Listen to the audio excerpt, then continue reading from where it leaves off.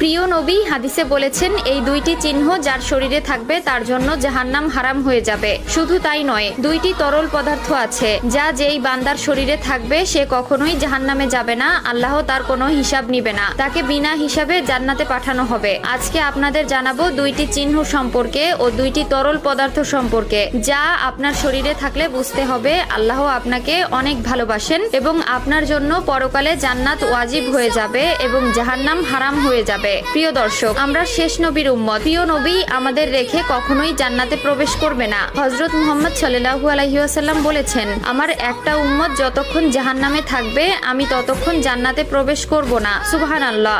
মায়ার নবী আমাদের কত ভালোবাসেন, তাই তিনি তার হাদিস শরীফে বলেছেন দুইটি চিহ্ন সম্পর্কে। এই দুইটি চিহ্ন যাদের শরীরে থাকবে তারা কখনোই জাহান্নামে যাবে না, তাদের আল্লাহ তাআলা বিনা হিসাবে জান্নাতে প্রবেশ করতে দিবেন এবং তার আমলনামা ডান হাতে দিয়ে দিবেন। অবশ্যই